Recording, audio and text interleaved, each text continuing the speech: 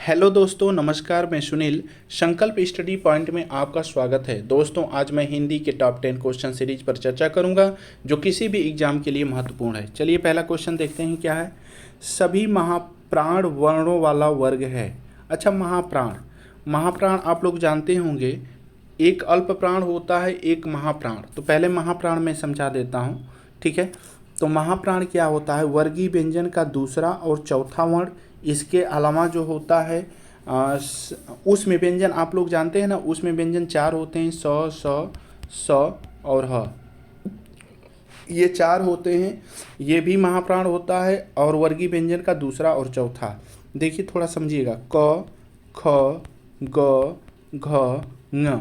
इसमें वर्गीय व्यंजन का जो है ना, ये देखो, ये ख दूसरा वर्ण है और ये चौथा वर्ण क्या है? घ है। इसी तरह से क्रम से सभी को लिखते जाएंगे और इसके नीचे जो आएगा वो दूसरा वाला जो होगा वह महाप्राण और चौथा वाला, और उसके अलावा जो है ह, ये सब महाप्राण होंगे।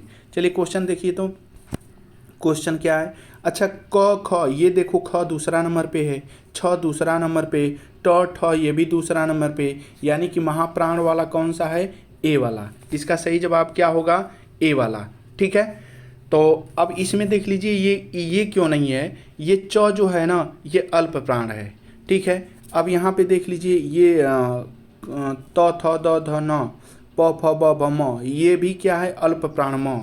फिर ये भी क्या है? ये भी अल्प प्राण है। थोड़ा सा अल्प प्राण हम लोग समझ लें क्या? अल्प प्राण क्या होता है? वर्गीय व्यंजन का पहला वर्ण, तीसरा वर्ण और फिर उसके बाद पांचवा वर्ण, इसके अलावा अंतस्थ व्यंजन य, र, ल, व, ठीक है। जैसे क हो गया, ख नहीं ग हो जाएगा, घ नहीं ङ हो जाएगा। ये सब इसके नीचे जो आएगा ना, वह सब क्या होगा? वर्गीय व्यंजन का पहला, तीसरा, पांचवा वर्ण जो होंगे वह क्या होंगे? अल्प प्राण, ठीक है। अच्छा, एक चीज़ और मुझे बता दीजिए, एक होता है घोष और एक होता है अघोष। अघोष, ठीक है। और एक क्या होता है? घोष। घोष को ही सघोष कहते हैं, घोष को ही क्या कहते हैं? सघोष कहते हैं, ठीक है। घोष जो होता है ना, वर्गीय व्यंजन का तीसरा, चौथा, पांचवा वर्ण, और इसके अलावा य, र, ल, य, र, ल, व, इसके अलावा उसमें व्यंजन का ह भी होता है, घोष या सघोष में। लेकिन हाँ, इसके अलावा घोष में ना सभी स्वर भी आते हैं, ध्यान रखिएगा, सभी स्वर भी आते हैं, ठीक है। अघोष में क्या होता है? वर्गीय व्यंजन का पहला और दूसरा वर्ण, इसके अलावा जो है तीनों स आ जाएंगे, स, ये तीनों स आ गए, ठीक है। इसको ध्यान रखिएगा। अच्छा, इसमें वर्ण वाली बात आई तो वर्ण होते कितने हैं हिंदी वर्णमाला में? तो हिंदी वर्णमाला में 52 वर्ण होते हैं। जानते हैं 52 वर्ण कौन कौन से होते हैं? 11 स्वर होते हैं, ठीक है। 2 अयोगवाह स्वर होते हैं, ठीक है। अयोगवाह बोला जाता है, ना ही उसका स्वर में काउंट होता है ना ही व्यंजन में। जैसे अंग हो गया, हो गया, को क्या बोलते हैं? विसर्ग बोलते हैं, और अंग को जो बोलते हैं वह अनुस्वार बोलते हैं। इसके बाद जो होता है व्यंजन हो गए 33, ठीक है। इसके बाद जो होता है ना, संयुक्त व्यंजन 4 हो गए, ठीक है। इसके बाद 2 द्वितीय व्यंजन होते हैं, एक ड होता है और एक ढ होता है, एक ड और एक ढ होता है। तो कितना हो गए? 11 दो 13, 13 और 33 46, 46 और 4 50, 50 और 2 52 वर्ण। तो इस तरह से 52 वर्ण होते हैं। लेकिन आपके एग्जाम में यदि व्यंजन पूछे कि व्यंजन कितने होते हैं हिंदी वर्णमाला में, तो आपका जवाब देना है 33। लेकिन वर्णमाला में पूछे कि कितने वर्ण होते हैं, तो आपको जवाब देना है 52। ध्यान रखिएगा, ठीक है। चलिए नेक्स्ट क्वेश्चन पे चलते हैं। नेक्स्ट क्वेश्चन, अतीन्द्रिय। अतीन्द्रिय में उपसर्ग है, तो इसका जानते हैं कौन सा उपसर्ग है? इसमें इसका सही जवाब हो जाएगा अति उपसर्ग है। अति धन इंद्रिय होता है। क्या होता है? अति धन इंद्रिय होता है, ठीक है। अब ये देखो, ये ई और ये ई मिलकर दीर्घ बना लेते हैं, तो इसलिए यहाँ पे दीर्घ हो गया है। तो इसमें कौन सा उपसर्ग है? अति। वैसे उपसर्ग आप लोग जानते होंगे कि किसी भी शब्द के पहले लगकर पूरे शब्द के अर्थ का परिवर्तन कर देता है, उसे उपसर्ग कहते हैं। और उपसर्ग जो होता है ना वह शब्द के पहले लगता है, लेकिन प्रत्यय जो होता है वह शब्द के अंत में लगता है। इस पॉइंट को ध्यान रखिएगा।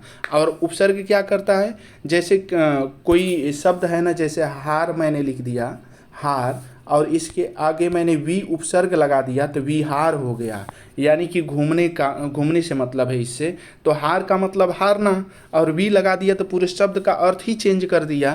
तो इसी को कहेंगे क्या, उपसर्ग। उपसर्ग क्या करता है, शब्द के पहले लगता है और पूरे अर्थ को चेंज कर देता है। ठीक है, चलिए नेक्स्ट क्वेश्चन पे चलते हैं। नेक्स्ट क्वेश्चन क्या है, जो सो के प्रयोग से संबंधित सर्वनाम को पहचाने। अच्छा, जो सो शब्द जो होते हैं ना वह किससे संबंधित हैं, संबंधवाचक सर्वनाम से। किससे, संबंधवाचक सर्वनाम से। एक बात ध्यान रखिएगा, जो सर्वनाम होते हैं ना, सर्वनाम कितने प्रकार के होते हैं, 6 प्रकार के। कितने प्रकार के, 6 प्रकार के। कौन कौन से, पुरुषवाचक सर्वनाम, निश्चयवाचक सर्वनाम, अनिश्चयवाचक सर्वनाम, संबंधवाचक सर्वनाम, प्रश्नवाचक सर्वनाम और निजवाचक सर्वनाम। ये 6 प्रकार के सर्वनाम होते हैं। ठीक है, और एक बात और ध्यान रखिएगा, अगर पूछे ना कि कुल सर्वनाम की संख्या कितनी है तो 11, यानी सर्वनाम कितने प्रकार के होते हैं, 6, तो सर्वनाम की संख्या कितनी है, 11। इस पॉइंट को भी ध्यान रखिएगा। कुल कितने प्रकार के सर्वनाम हैं, 6, संख्या कितनी है, 11। ठीक है, और थोड़ा सा इसमें हम लोग समझ लेते हैं। जैसे पुरुषवाचक सर्वनाम जो होता है ना वह भी कितने प्रकार का होता है, 3 प्रकार का। पुरुषवाचक सर्वनाम कितने प्रकार का, 3 प्रकार का। कौन कौन, उत्तम, मध्यम, अन्य। उत्तम पुरुष, मध्यम पुरुष और अन्य पुरुष। उत्तम पुरुष में जैसे हम, मैं, अपने लिए जो प्रयोग होता है वह उत्तम पुरुष में होता है। और मध्यम पुरुष क्या होता है, जैसे किसी से आप बात कर रहे हैं ना तो उसका नाम न लेकर आप प्रयोग कर रहे हैं, चाहे तुम प्रयोग कर रहे हैं, तो वह कौन सा है, मध्यम पुरुष है। और किसी तीसरे के बारे में यदि 2 लोग मिलकर बात करें ना तो वह क्या है, अन्य पुरुष। जैसे वह हो गया, वह बहुत अच्छा खेलता है, वे दौड़ते हैं। ठीक है, तो ये सब क्या हो गए, अन्य पुरुष। ठीक है, निश्चयवाचक सर्वनाम में क्या होता है, यह और वह सर्वनाम का प्रयोग होता है। अनिश्चयवाचक सर्वनाम में क्या होता है, कोई, कुछ, कोई या कुछ का प्रयोग होता है। जैसे कोई दरवाजे पर खड़ा है। ठीक है, तो इस तरह से होता है। और संबंधवाचक जान ही रहे हैं, संबंधवाचक में जो सो का प्रयोग होता है। ठीक है, प्रश्नवाचक में जानते ही हैं, प्रश्नवाचक का प्रयोग होगा, जैसे क्या और क्यों का प्रयोग होगा। निजवाचक में अपने आप का प्रयोग होगा। ठीक है, चलिए नेक्स्ट क्वेश्चन पे चलते हैं। नेक्स्ट क्वेश्चन क्या दिया हुआ है, 1-1 में कौन सी संधि है। 1-1 में कौन सी संधि है, तो एक बात बताइए, 1-1, 1 में यह क में जो है, ध्यान से समझिएगा, क में क्या छिपा हुआ है, अ, और यहाँ पे क्या है, ए। तो एक बात बताइए, आप लोगों ने स्वर पढ़ा होगा, स्वर पढ़े हैं ना, तो ए से बनता क्या है भाई, मुझे बता दीजिए, ऐ बनता है। तो यह दोनों मिलकर क्या बन जाएंगे, ऐ बन जाएंगे।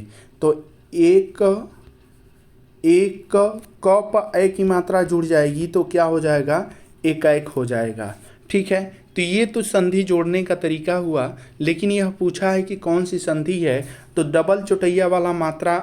मैंने एक ट्रिक इसका बताया था कि दूसरे या तीसरे वर्ण पर, देखो ये पहला वर्ण हो गया, ये दूसरे या तीसरे वर्ण पर या मध्य में कहीं पे भी एक चौटैया मात्रा या दो चौटैया मात्रा दिखे तो वह क्या हो जाएगा, वृद्धि संधि होगी।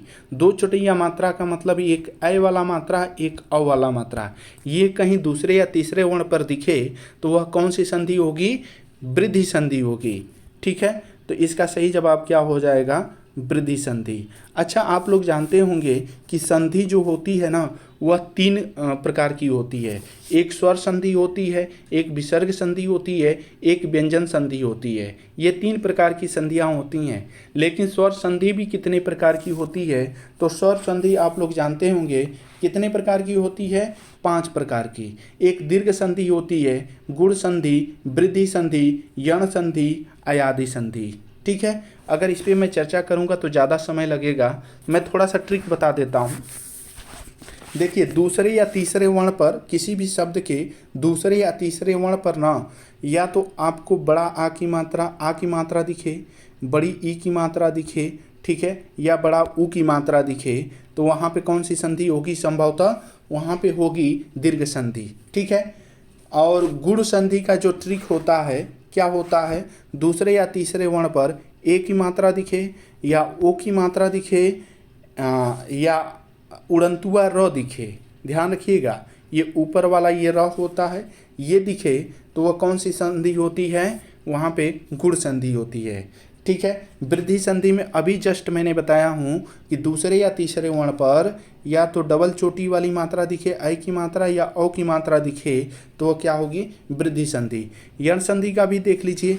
यण संधि जो होता है ना, य और व पे कोई ना कोई अधूरा वर्ण रहेगा, चाहे त रहे चाहे क रहे, कुछ भी रहे, कोई ना कोई अधूरा यदि वर्ण दिखे दूसरे या तीसरे वर्ण पर तो वहाँ पे कौन सी संधि होगी? यण संधि होगी। अयादि संधि जो होता है ना, य और वह दूसरा तीसरा वर्ण दिखेगा लेकिन इस पे कोई अधूरा वर्ण नहीं दिखेगा, इस पॉइंट को भी ध्यान रखिएगा। इस पे कोई ना कोई मात्रा हो सकती है या नहीं भी हो सकती है, लेकिन जो है ना इस पे कोई अधूरा वर्ण नहीं दिखेगा। इसका एग्जाम्पल मैं बता देता हूँ, जैसे से धन अन, तो से धन अन जो होगा ना तो ये क्या हो जाएगा? स य न। अब देखो यहाँ पे बीच में दिखा ना य, इस पे कोई मात्रा नहीं दिखा, तो इसलिए ये क्या हो जाएगा? अयादि संधि हो जाएगी। चलिए नेक्स्ट क्वेश्चन पे चलते हैं। नेक्स्ट क्वेश्चन क्या दिया हुआ है? यथारुचि में समास है। अच्छा, समास आप लोग जानते होंगे समास कितने प्रकार के होते हैं? तो समास जो होते हैं ना वह 6 प्रकार के होते हैं। कितने प्रकार के? 6 प्रकार के। अच्छा, मैं काउंट करा रहा हूँ, थोड़ा आप लोग अपने दिमाग में बैठाइएगा, चाहे कहीं लिख लीजिएगा। अव्ययी भाव समास, तत्पुरुष समास और द्विगु समास, कर्मधारय समास, द्वंद्व समास, बहुब्रीहि समास, ठीक है। अच्छा, मैं फिर से एक बार देख रहा हूँ। जो अव्ययी भाव समास होता है ना, अव्ययी भाव समास में इसमें जो होता है पहला पद प्रधान होता है, ध्यान रखिएगा। इसमें पहला पद प्रधान होता है और पहला पद अव्यय होता है, यानी पहला पद कोई ना कोई उपसर्ग होगा। जैसे यह यथा धन रुचि है ना, तो यथा क्या है? उपसर्ग है, तो इसलिए यह क्या हो जाएगा? अव्ययी भाव समास। अव्ययी भाव समास में ध्यान रखिएगा, इसमें जो पहला पद होगा कोई ना कोई उपसर्ग होगा। क्या होगा? कोई ना कोई उपसर्ग होगा, और पहला पद ही क्या होगा? प्रधान होगा, यानी मुख्य होगा, ठीक है। इसमें देख लीजिए तत्पुरुष समास क्या होता है। तत्पुरुष समास, जैसे तत्पुरुष समास जो होता है ना, किसी न किसी कारक से जुड़ा रहता है। जैसे एक एग्जाम्पल मैं लिख रहा हूँ, राजपुत्र, यानी इसको यदि मैं तोड़ूंगा ना तो क्या समझ में हमें आएगा कि यह राजा का पुत्र, इसमें का परसर्ग से ये जुटा हुआ है। राजा का पुत्र का परसर्ग से जुटा हुआ है, यानी कि का इन दोनों में क्या स्थापित कर रहा है? संबंध तत्पुरुष का स्थापित कर रहा है। कौन सा? संबंध तत्पुरुष। एक बात ध्यान रखिएगा, इसमें जो होता है बाद वाला पद जो होता है वो प्रधान होता है। 3 समास में बाद वाला पद प्रधान होते हैं, यानी कि उत्तर पद प्रधान होते हैं। कौन कौन सा? तत्पुरुष समास, द्विगु समास, कर्मधारय समास में उत्तर पद प्रधान होते हैं। इसमें पहला पद प्रधान नहीं होता है, इसमें दूसरा पद प्रधान होता है। ध्यान रखिएगा, कौन कौन से समास में? तत्पुरुष, द्विगु, कर्मधारय समास में बाद वाला पद प्रधान होता है, यानी उत्तर पद प्रधान होता है, ठीक है। द्वंद्व समास में दोनों पद प्रधान होते हैं। और एक बात और ध्यान रखिएगा, द्वंद्व समास को यदि हम तोड़ेंगे ना तो इसमें और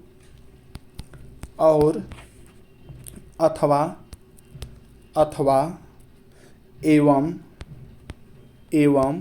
या तोड़ने पे यदि हमें ये मिल जाए, जैसे माता पिता, तो माता और पिता, भाई बहन, भाई और बहन। इसी तरह से अथवा एवं या तोड़ने पे यदि यह हमें दिखे ना तभी वह क्या होगा? द्वंद्व समास होगा। इस पॉइंट को नोट कर लीजिएगा, यह एक तरह से ट्रिक, इसको आप लोग समझ सकते हैं। और इसमें क्या होते हैं? दोनों पद जो होते हैं वह मुख्य होते हैं, दोनों पद क्या होते हैं? प्रधान होते हैं, फिर उसके बाद एक इसमें बचता है बहुब्रीहि समास। बहुब्रीहि समास में जो होता है कोई तीसरा पद प्रधान होता है, तीसरा पद, इसमें दोनों पद अप्रधान होंगे, इसमें कोई तीसरा पद प्रधान होगा, जैसे वीणा पाणी, जैसे वीणा पाणी, ठीक है। तो वीणा पाणी से यानी वीणा पाणी किसको कहते हैं? सरस्वती जी को। यानी वीणा एक शब्द हुआ, एक शब्द पाणी हुआ, ये दोनों मिलकर इसका एक अर्थ निकल रहा है, और वह अर्थ कौन सा है? सरस्वती जी। तो इसलिए जो होगा यह क्या हो जाएगा? बहुव्रीहि समास हो जाएगा। चलिए नेक्स्ट क्वेश्चन पे चलते हैं। चलिए देखिए नेक्स्ट क्वेश्चन, इसमें क्या दिया हुआ है? आकलन शब्द का विलोम है। आकलन का विलोम जो होगा ना वह विकलन होगा। संकलन का मतलब भी इकट्ठा करना होता है, आकलन का मतलब भी इकट्ठा करना होता है, ठीक है। तो इसलिए आकलन का विलोम जो होगा वह क्या होगा? विकलन। अच्छा, कुछ मैं विलोम बोल रहा हूँ, लिखूंगा तो ज़्यादा समय लग जाएगा और वीडियो बड़ी हो जाएगी, आप लोग मुझे उसका विलोम बताइएगा। जैसे क्षणिक का मैं विलोम पूछूं तो क्या होगा? क्षणिक का बताइए तो क्षणिक का शाश्वत होता है, क्षणिक का शाश्वत। असीम का विलोम पूछूं तो असीम का विलोम क्या होगा? ससीम होगा, असीम का ससीम। गुरु का विलोम क्या होगा? गुरु। गुरु का हो जाएगा लघु। गुरु में से बड़ा होता है, लघु में से छोटा होता है, ठीक है। और ज्येष्ठ का विलोम बता दीजिए। ज्येष्ठ का कनिष्ठ, ज्येष्ठ में से बड़ा, कनिष्ठ में से छोटा, ठीक है। कृत्रिम का विलोम क्या होगा? कृत्रिम का मतलब समझ रहे हैं? कृत्रिम का मतलब जो होता है ना, जो मानव द्वारा बनाया जाता है, और इसका क्या हो जाएगा? प्रकृति, यानी जो प्रकृति के द्वारा बनाई जाती है। कृत्रिम का विलोम प्रकृति। शुष्क का विलोम क्या हो जाएगा? आर्द्र। अनंत का विलोम क्या होगा? जिसका कोई अंत न हो, इसका विलोम हो जाएगा अंत। अर्वाचीन प्राचीन। ऋजु का विलोम वक्र। समास का विलोम व्यास, ठीक है। अनुराग का विलोम बताइए तो अनुराग का विराग, ठीक है। अच्छा, मूक का विलोम, मूक का मतलब जो बहुत कम बोलता हो, और वाचाल का मतलब जो बहुत ज़्यादा बोलता हो। उत्थान का विलोम जानते हैं क्या होगा? उत्थान का पतन, किसी चीज़ का उत्थान हो रहा है उसका पतन हो गया, ठीक है। और चेतन का विलोम क्या होगा? अचेतन या जड़ भी कह सकते हैं, अचेतन या जड़ भी कह सकते हैं। चलिए नेक्स्ट क्वेश्चन पे चलते हैं। नेक्स्ट क्वेश्चन क्या दिया हुआ है? सतदल। सतदल में निम्न में सतदल किसका पर्यायवाची शब्द है? देखिए ये तो मुझे लगता है कि ये पर्यायवाची मैं करा दिया हूँ, चलिए एक बार मैं फिर से और करा दे रहा हूँ। सतदल, सतदल किसका पर्यायवाची है? कमल का। सतदल किसका पर्यायवाची है? कमल का। अच्छा, कमल का और पर्यायवाची जो होते हैं देख लीजिएगा। एक इंदिवर होता है, इंदिवर, इसको नोट कर लीजिएगा, बहुत फेमस मैं बता रहा हूँ। इंदिवर हो गया। नलीन होता है, नलीन, ठीक है। सरोज, सरोज, ठीक है। राजीव, राजीव, ठीक है। और उत्पल, इतना तो आपको याद ही रहना चाहिए। कमल का जो पर्यायवाची होता है इंदिवर, नलीन, सरोज, राजीव, फिर उसके बाद उत्पल, ये सब किसके पर्यायवाची हैं? और इसके बाद ये सतदल, इतना आपको याद रहना चाहिए, ठीक है। कमल के पर्यायवाची, ठीक है। अच्छा, रजनी किसका पर्यायवाची है? रजनी जानते हैं? रजनी रात्रि की पर्यायवाची है। किसकी? रात्रि की। रात्रि को और क्या कहते हैं? विभावरी कहते हैं, निशी कहते हैं, निशा कहते हैं, ठीक है। ये सब किसके होते हैं? रजनी के। अच्छा, शेर का पर्यायवाची मुझे बता दीजिए तो।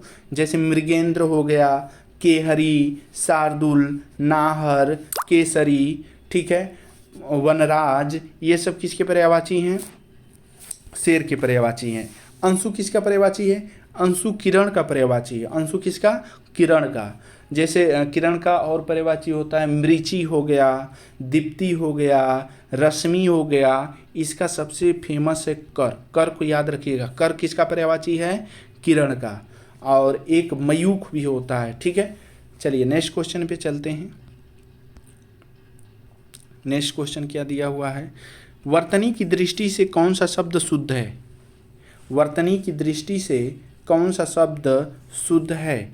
अच्छा, एक बात बताओ, ये वाल्मीकि शुद्ध है? वाल्मीकि। अच्छा, वाल्मीकि कैसे लिखा जाएगा? वाल्मीकि, क पे छोटी की मात्रा रहेगी, ध्यान रखिएगा। वाल्मीकि ये शुद्ध है, इसका मतलब पहला ऑप्शन गलत। द्वंद्व कैसे लिखा जाएगा? द्वंद्व। यहाँ पे ये जो द है ना, यहाँ पे वह रहेगा, ठीक है। तो ये हो जाएगा द्वंद्व, ठीक है। मैथिली शरणगुप्त ये सही लिखा हुआ है, मैथिली शरणगुप्त सही लिखा है, ठीक है। अच्छा जिजीविसा जो होता है ना, जिजीविसा ये गलत है। जिजीविसा लिखेंगे कैसे, जी जी वी सा, ये जिजीविसा ऐसे लिखते हैं, ठीक है, तो इसको ध्यान रखिएगा। अच्छा कुछ और मैं पूछ दूं क्या, कुछ और आप लोग बता देंगे, जैसे कालिदास, कालिदास, यह शुद्ध है कि अशुद्ध है, यह शुद्ध है, ठीक है। अगर इसी में अशुद्ध करना रहता ना तो लॉ पे छोटी बड़ी की मात्रा कर देगा तो यह अशुद्ध होगा, लेकिन लॉ पे छोटी की मात्रा रहेगी कालिदास में, ठीक है। अंत्याक्षरी जो होता है, ये मैं लिख रहा हूँ, इसको बताइएगा तो ये सही है कि गलत है। अंताक्षरी ये सही है कि गलत है, यह गलत है। अंताक्षरी नहीं होता है, अंत्याक्षरी होता है। अभी मैं भी गलत, मुझसे भी गलत हो गया, ये होगा अंत्याक्षरी, ये शुद्ध है, ठीक है। ये आधा आधा न आधा त य और फिर य पाहक मंत्रा छ छ फिर र बड़ी की मंत्रा, अंत्याक्षरी होता है, ठीक है। अच्छा पूजनीय जो होता है, ये पूजनीय शुद्ध है कि अशुद्ध है, पूजनीय, ये पूजनीय शुद्ध है कि अशुद्ध है, यह शुद्ध है। पूजनीय, पूजनीय अगर कहीं देगा ना तो वो गलत है, लेकिन पूजनीय जो होगा वह शुद्ध है। चलिए नेक्स्ट क्वेश्चन पे चलते हैं। नेक्स्ट क्वेश्चन क्या है कि जिस छंद में पहले और तीसरे चरण में 13-13 मात्रा, यहाँ पे मात्रा आप लोग कर लीजिएगा, मात्रा तथा दूसरे और चौथे चरण में 11-11 मात्रा होती है, उसे क्या कहते हैं, उसको क्या कहेंगे, दोहा। दोहा में क्या होता है कि पहले और तीसरे चरण में जो होता है वह क्या होगा, 13-13 मात्राएं होती हैं, और दूसरे और चौथे चरण में जो होता है वहाँ पे क्या होगा, 11-11 मात्राएं होती हैं दोहा में। और दोहा का उल्टा क्या होता है, सोरठा, यानी कि सोरठा में क्या होगा कि पहले और तीसरे चरण में 11-11 मात्रा, दूसरे और चौथे चरण में जो है 13-13 की मात्रा होगी, ठीक है। और चौपाई में जो होता है ना, प्रत्येक चरण में जो है 16-16 की मात्रा होती है, ये चौपाई। एक चौपाई होती है, इसको भी ध्यान रखिएगा, चौपाई में 15-15 की मात्रा होती है, कितनी कितनी, 15-15, लेकिन यह चौपाई है। चौपाई में कितनी की मात्रा, 16-16 की मात्रा। बरवे में कितने की मात्रा होती है, पहले और तीसरे चरण में 12-12 की मात्रा, और दूसरे और चौथे चरण में जो होती है वह 7-7 की मात्रा होती है।